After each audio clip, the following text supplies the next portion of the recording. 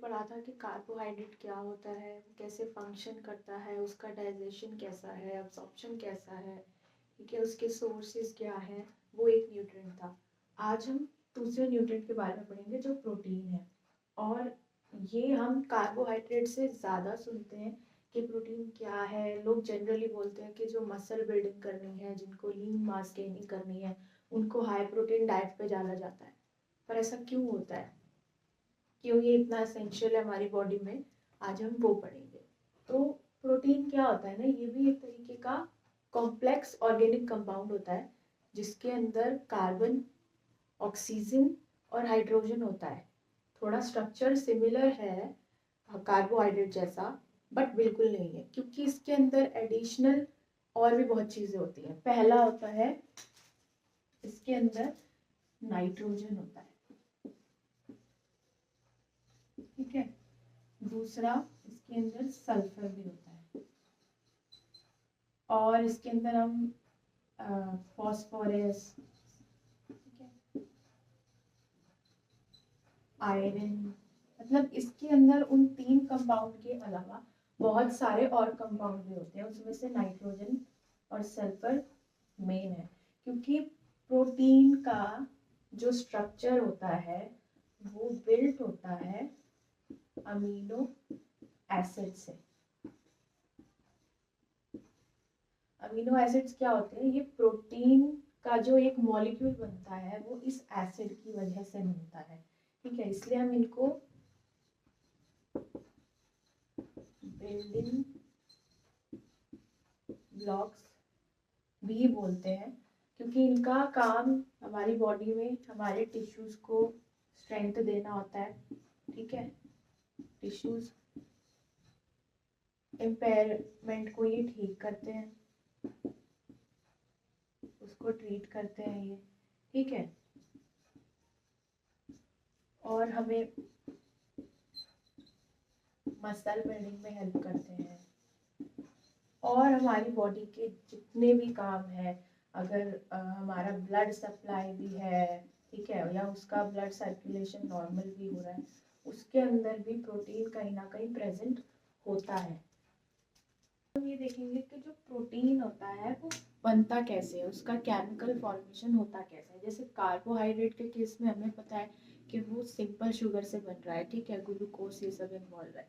Protein के अंदर क्या चीज़ जा रही है जिससे प्रोटीन बन रहा है, तो हमारे जो प्रोटीन के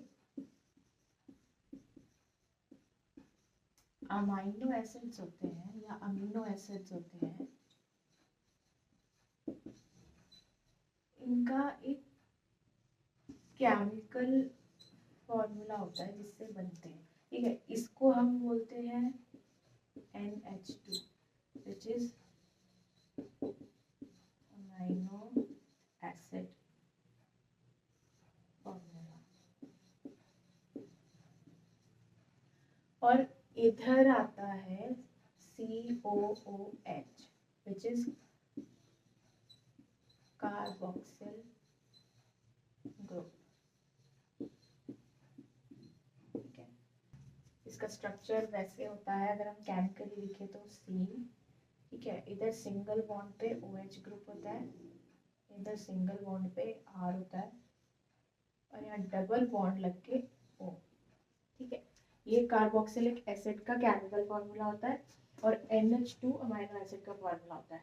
अब प्रोटीन का एक मॉलिक्यूल बनता कैसे है, जब अमाइनो एसिड, किसी एक अमाइनो एसिड का NH2 ग्रुप और COOH which is carboxyl group, उसका एक मॉलिक्यूल, दोनों बाइंड होते हैं, और वाटर का जो एक मॉलिक्यूल है,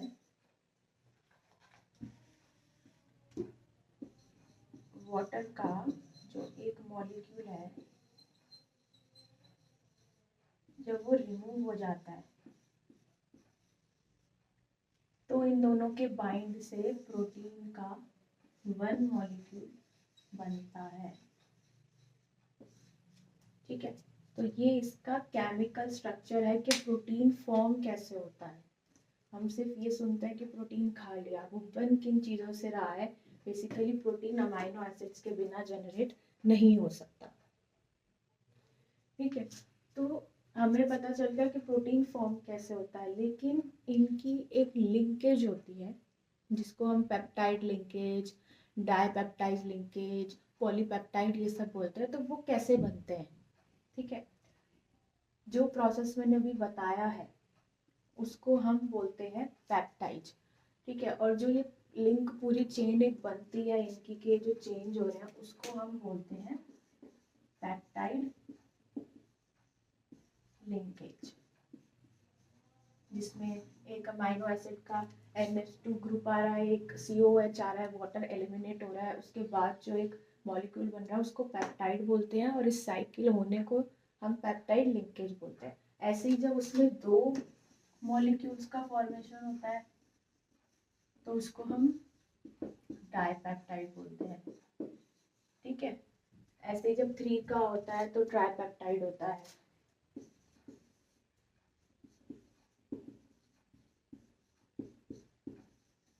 4 का हो जाता है, या मतलब 3 से ज्यादा कोई हो जाता है तो उसको हम पॉलीपेप्टाइड में काउंट करते हैं, ठीक है।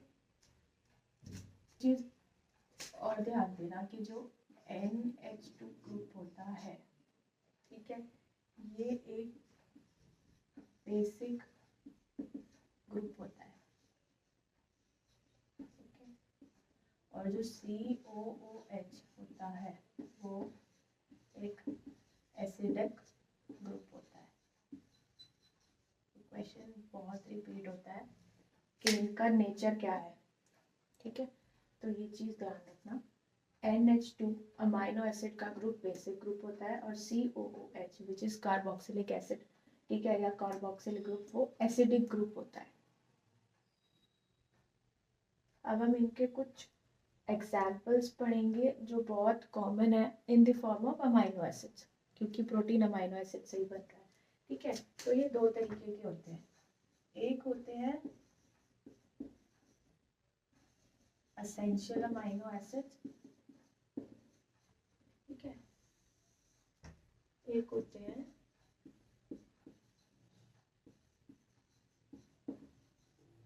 नॉन एसेंशियल, ठीक है। ये नाम से पता चल रहा होगा, एसेंशियल मतलब जो बॉडी के लिए जरूरी है, लेकिन इनकी ये प्रॉब्लम होती है कि ये हमारी बॉडी में नहीं बनते, इनको हमें हमारे डाइट से लेना होता है, ठीक है। Amino acids which cannot be synthesized by the body, okay. Non essential क्या होता है, ये हमारी बॉडी में बनते हैं पर हमें उतने अमाउंट में नहीं चाहिए होते जितने अमाउंट में हमें इनकी नीड होती है, ठीक है। तो इसमें हम लिख सकते हैं amino acids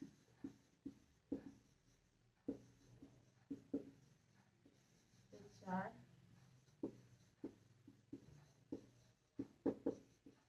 synthesized by the body। एक तो इनकी सेकंड इनका यही है कि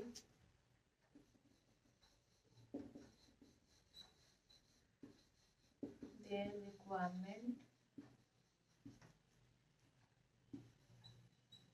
has to be met by dietary intake, ठीक है। इनको हम हमारी बॉडी में मिल ही रहे हैं तो ये हमको इतना खाने से लेने की जरूरत नहीं है, क्योंकि उसमें सिंथेसाइज हो रहे हैं और हमें कम अमाउंट में चाहिए होते हैं, लेसर अमाउंट में चाहिए होते हैं as compare to essential amino acids, ठीक। तो अब इनके फॉर्मूले क्या होते हैं या इनके एग्जाम्पल्स क्या होते हैं एसेंशियल के एग्जाम्पल्स होते हैं। अच्छा, इसको याद करने का एक तरीका होता है एसेंशियल अमाइनो एसिड्स को याद करने का, नॉट हम एंड में पढ़ेंगे। एक फॉर्मूला होता है met will lie.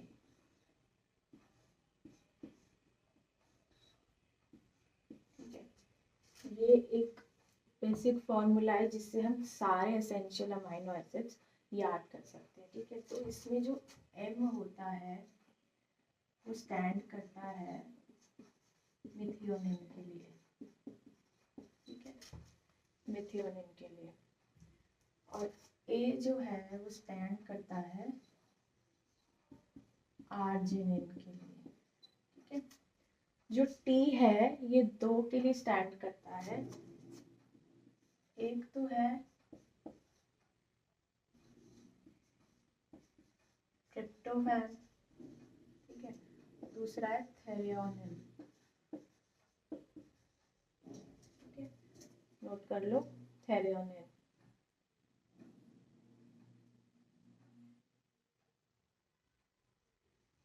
Next is we.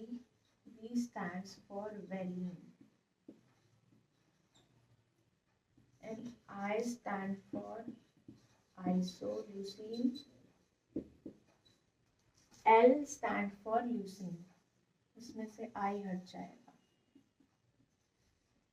ठीक है, अब जो ये pH है ये एक साथ होता है, which is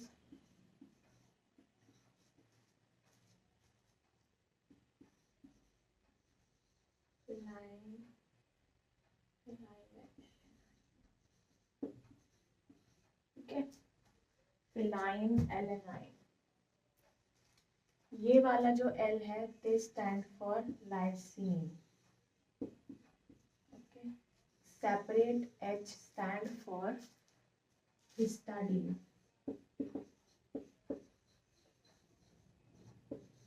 ठीक है,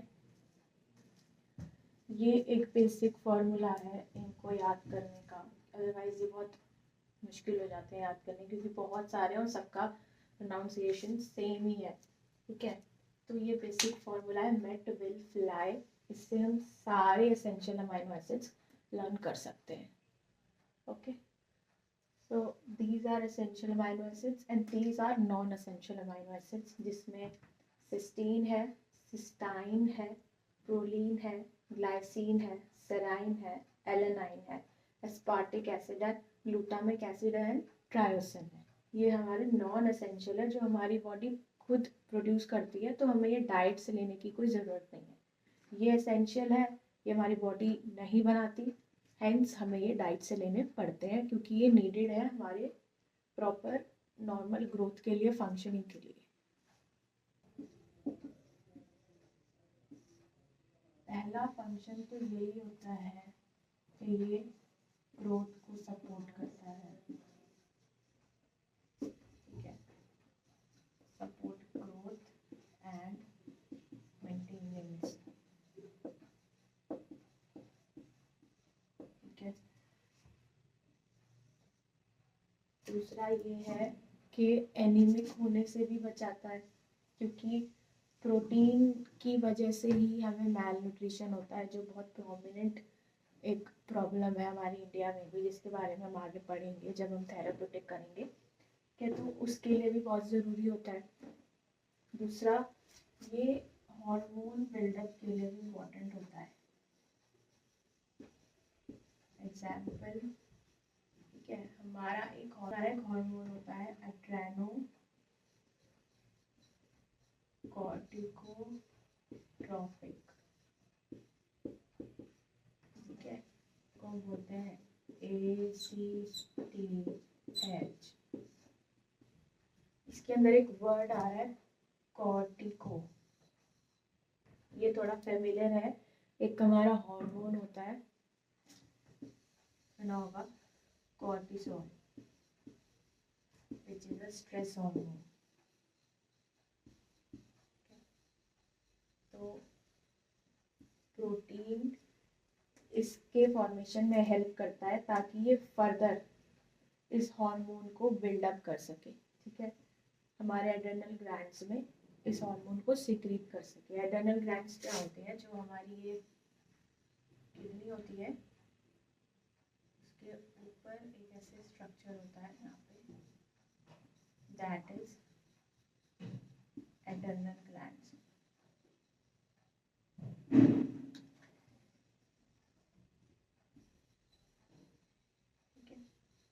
के अंदर ये हार्मोन सिक्रीट होता है जो इस हार्मोन की वजह से होता है, और ये हार्मोन हमारा प्रोटीन सिक्रीट करने में हेल्प करता है। ऐसे ही कुछ इम्यूनिटी हार्मोन भी होते हैं।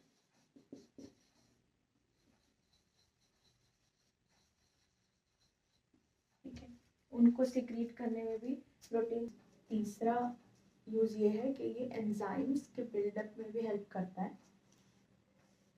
जो कॉन्ट्रैक्टाइल्स प्रोटीन होते हैं,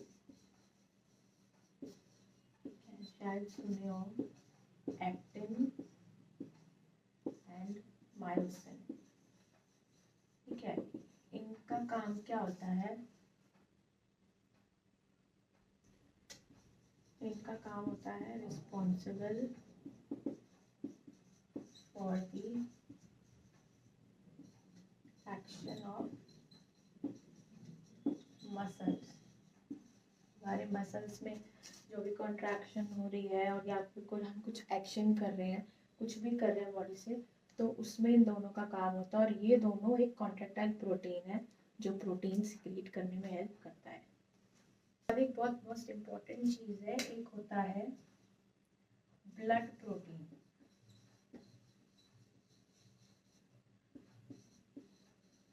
एक हमने वर्ड सुना होगा बहुत कॉमन, हीमोग्लोबिन। अभी हीमोग्लोबिन होता क्या है? कई लोग बोलते हैं कि ये रेड पिगमेंट है, कह सकते हैं ब्लड का कलर रेड है तो पिगमेंट होगा, पर एक्चुअल में ये एक प्रोमिनेंट कॉन्स्टिट्यूएंट ऑफ ब्लड है। ठीक है, या फिर टाइप ऑफ प्रोटीन है जो ऑक्सीजन कैरी करता है हमारे ब्लड के अंदर। तो जो ऑक्सीजन सप्लाई हो रहा है वो इसकी वजह से हो रहा है। तो ये पूरी बॉडी का मतलब बेस है। तो ये भी एक टाइप का प्रोटीन है, ये भी प्रोटीन सिंथेसाइज करता है। ठीक है, इसके बिना तो कोई फंक्शनिंग बॉडी में हो ही नहीं सकती। दूसरा एक होता है, और भी बहुत तरीके के होते हैं, एक होता है लाइपोप्रोटीन। रेस्ट एक और होता है एल्ब्यूमिन, इसको हम सीरम एल्ब्यूमिन भी बोलते हैं। अभी जब आगे हम एलएफटी केएफटी की रिपोर्ट्स पढ़ना सीखेंगे तो उसमें ये हमने बहुत कॉमन सुना होगा कि सीरम एल्ब्यूमिन, ये भी एक तरीके का प्रोटीन होता है, एल्ब्यूमिन बोलते हैं हम इसको। ठीक है, तो ये क्या करता है, हमारी बॉडी के अंदर जो फ्लूइड बैलेंस है ना, उसको मेंटेन रखता है। अगर हमारी कोई रिपोर्ट में ये लेवल डाउन जा रहे हैं, बहुत डाउन जा रहे हैं, ठीक है, अपनी रेंज से, ठीक है, या इंटरवल से, तो क्या होता है ना, हमारी बॉडी में जो फ्लूइड होता है वो डिपॉजिट होना स्टार्ट हो जाता है। ठीक है, और ये डिपॉजिट होने की वजह से हमको न्यूट्रिशनल एडेमा, एडेमा मीन्स जब बॉडी में पानी भरने लग जाता है, या नोटिस किया होगा हमारे फीट पे या ऐसे पाम पे, यहाँ पे सूजन आ जाती है, जब हम प्रेस करते हैं तो वो अंदर दब जाता है, वापस से पंप होता है, that is oedema, water retention body में हो जाना। तो जब एल्ब्यूमिन कम जाएगा तो वो फ्लूइड को टिश्यू से बाहर कैसे निकालेगा, तो फ्लूइड बॉडी में डिपॉजिट होता है। इसको हम न्यूट्रिशनल एडिमा इसलिए बोल रहे हैं क्योंकि ये न्यूट्रिशन से रिलेटेड ही है। अगर बॉडी में प्रोटीन के लेवल नॉर्मल है तो एल्ब्यूमिन कम नहीं होता। ठीक है, तो इसलिए हम इसको न्यूट्रिशनल एडिमा या फिर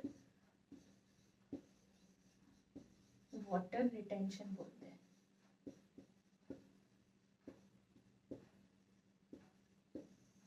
ठीक है, जो ट्रिप्टोफैन होता है, अभी पढ़ा ना, tryptophan is a essential amino acid, वो प्रिकर्सर होता है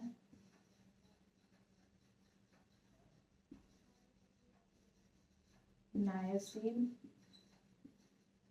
जिसको हम विटामिन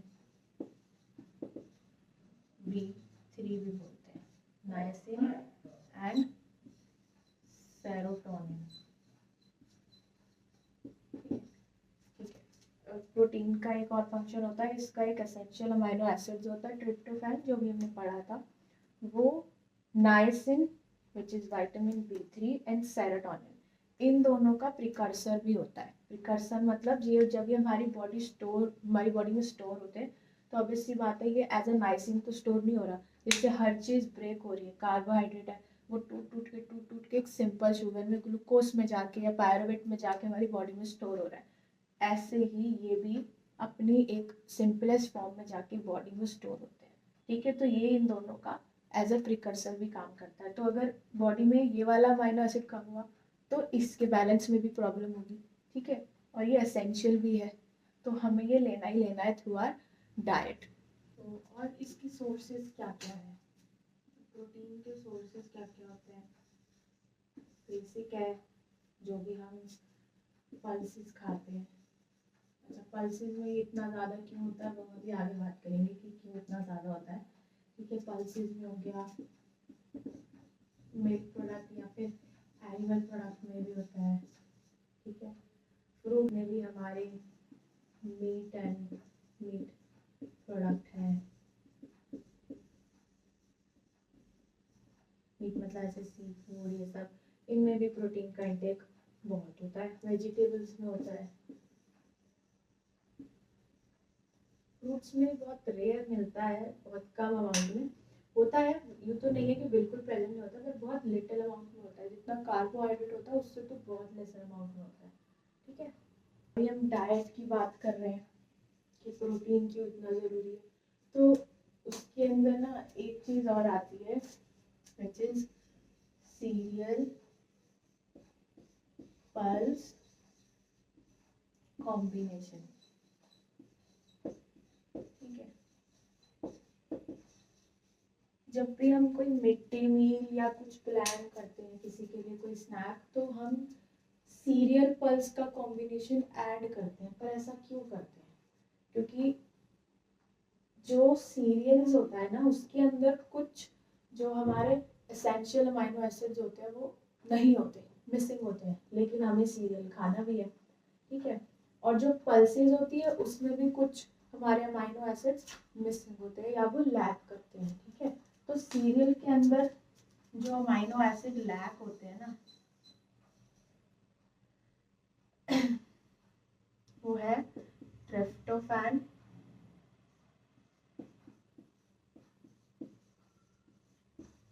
एंड लाइसिन। ठीक है, ये दो अमाइनो एसिड है जो सीरियल के अंदर लैक करते हैं, नहीं होते। ऐसे ही पल्स में होता है। ठीक है, पल्स के अंदर क्या होता है? Methionine and cysteine. ठीक है, ये दो अमाइनो एसिड्स हैं जो लैक करते हैं, तो उसमें होता है उसमें नहीं होता। ये दोनों चीज इसमें नहीं है तो इसमें है, और ये इसमें नहीं है तो इसमें है। तो हम क्या करते हैं ना, हम सीरियल पल्स के कॉम्बिनेशन की कोई डिश देते हैं। जैसे मान लो हमने खिचड़ी दे दी। ठीक है, खिचड़ी के अंदर सीरियल के लिए उसमें हमने राइस ऐड कर दिया। अगर हम सीरियल और पल्स का कोई एग्जाम्पल देखें, ठीक है, तो हमने मान लो हमें खिचड़ी बनानी है, तो हमने सीरियल के लिए उसमें राइस ऐड कर दिए। ठीक है, और पल्स के लिए कोई भी मूंग दाल या 3 ग्राम दाल, कुछ भी बोल लो, एक ही बात है। ठीक है, ये ऐड कर दिया। तो अब जो अमाइनो एसिड सीरियल्स में लैक कर रहे हैं वो हमें मूंग की दाल से मिल गए, और जो पल्सेस में लैक कर रहे हैं वो हमें राइस से मिल गए।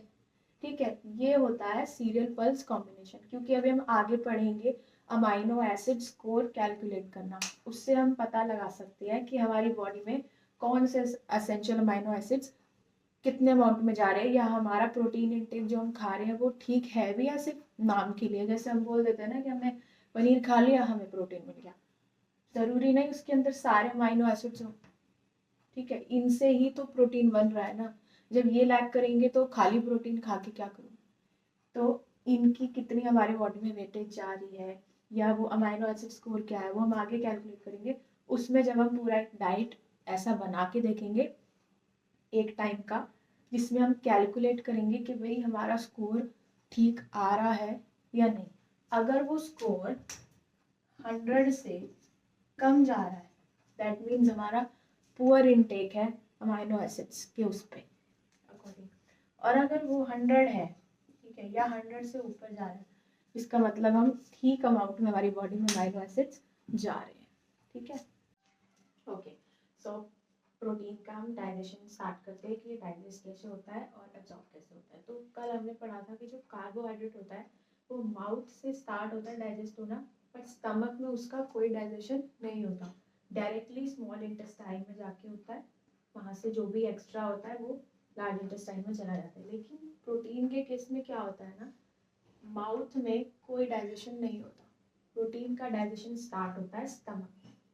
स्टमक में हमारा एक एंजाइम निकलता है जिसको हम पेप्सिन बोलते हैं। ये क्या करता है, इसका काम होता है अमाइनो एसिड जो प्रोटीन है उसको उसकी सिंपलेस्ट फॉर्म में तोड़ना स्टार्ट करता है, ठीक। अमाइनो एसिड की जो सिंपलेस्ट फॉर्म है उसको तोड़ना स्टार्ट करता है।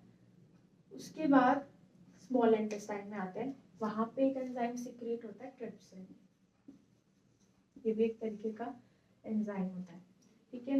ये उसको फर्दर तोड़ना स्टार्ट करता है, और जो हमारा गट एरिया होता है ना, गट मतलब इंटेस्टाइन जो भी हमारे नीचे है, ठीक है, उसके अंदर जाके हमारा जो अमाइनो एसिड ग्रुप होता है वो ब्रेक हो जाता है, ठीक है। वो भी ब्रेक होगा तभी तो डाइजेस्ट होगा ना बॉडी में। उसके बाद क्या होता है, ये जो -NH2 ग्रुप है, जो अमाइनो एसिड का ग्रुप ब्रेक हुआ है, ये ना हाइड्रोजन के जो आयन्स होते हैं हमारी बॉडी में उसके साथ कंबाइन करता है और एक नया ग्रुप फॉर्म करता है जिसको बोलते हैं NH3। अब ये NH3 क्या है, NH3 होता है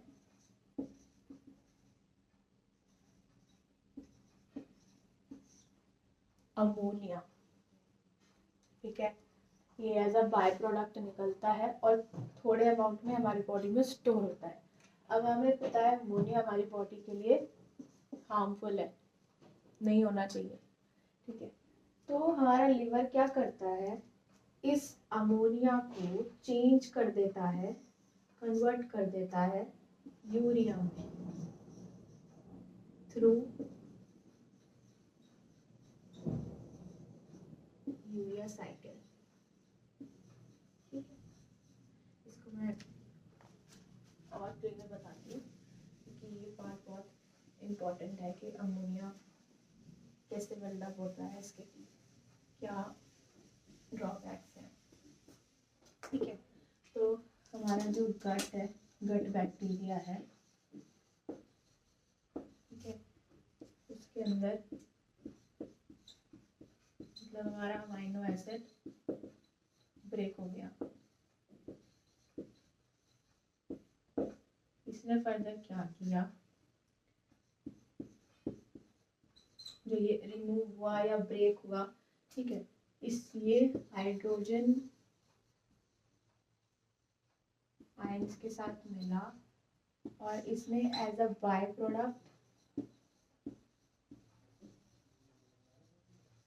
एक न्यू ग्रुप फॉर्म करा, इसको बोलते हैं NH3। हाइड्रोजन का एक आयन और इसके साथ जुड़ा, H2 से H3 हो गया, ठीक है। और ये क्या बन गया, अमोनिया। अमोनिया हमारी बॉडी के लिए हार्मफुल होता है, तो हमारे लिवर ने क्या किया,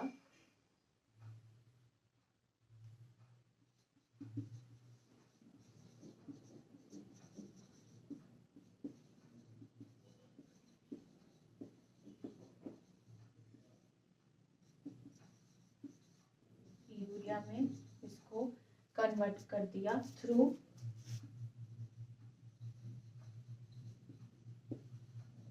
यूरिया साइकिल। इसको भी हम डिटेल में पढ़ेंगे कि यूरिया साइकिल क्या होती है। इसको हम एक चीज और बोलते हैं ऑरिथेनिन, ऑरिथेनिन और ऑर्थेनिन साइकिल, ठीक है, इसको हम ऑर्थेनिन साइकिल भी बोलते हैं। यूरिया हमारी बॉडी में हो गया, उसके बाद क्या हुआ, फाइनली ये किडनी तक ट्रांसफर हुआ,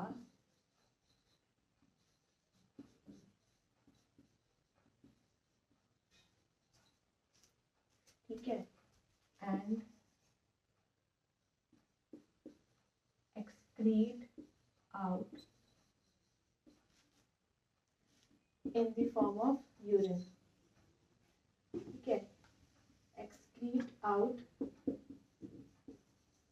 in the form of urine, ठीक है। तो जो भी हमारी बॉडी में अमोनिया का एक्स्ट्रा बिल्डअप हुआ था वो यूरिया में चेंज हुआ और फाइनली किडनी ने उसको in the form of urine हमारी बॉडी से बाहर एलिमिनेट कर दिया, ठीक। अब अगर किसी की किडनी में या लिवर में इशू आते हैं तो अमोनिया और यूरिया दोनों बिगड़ जाते हैं। अमोनिया एक्स्ट्रा बनने लगता है क्योंकि अगर किसी का लिवर खराब है तो उसके अंदर इतनी भी जान नहीं होगी कि वो अमोनिया को यूरिया साइकिल के थ्रू यूरिया में चेंज कर सके। तो अमोनिया हमारी बॉडी में बिल्डअप होते जाता है और हमें और प्रॉब्लम्स आने लग जाती है, डिमेंशिया की प्रॉब्लम हो जाती है, हमारा माइंड ठीक से वर्क नहीं करता, ठीक है। तो ये सारे इशू हो सकते हैं। So this is the complete digestion and absorption of protein. मैं ये बता दूं कि हमारा प्रोटीन भी 1 gram is equal to 4 kilo calories हमें देता है, सेम एज कार्बोहाइड्रेट, बट इसका कैलोरी डिस्ट्रीब्यूशन हमारी बॉडी में 15% होता है, मतलब रेंज कर जाएगा 20 जब हम बहुत हाई गेनिंग में चल रहे हैं या स्पोर्ट्स के टाइम पे, लेकिन नॉर्मल एक हेल्दी इंडिविजुअल के लिए इसका डिस्ट्रीब्यूशन 15 to 20 भी आता है। कार्बोहाइड्रेट का 60 था, इसका 15 भी रहता है, 20 भी वो ऊपर नीचे चलता है, लेकिन हम कंसीडर 15 करते हैं। Okay, so this is all about protein guide के प्रोटीन डाइजेस्ट कैसे होता है, स्टोर कैसे होता है, बनता कैसे है।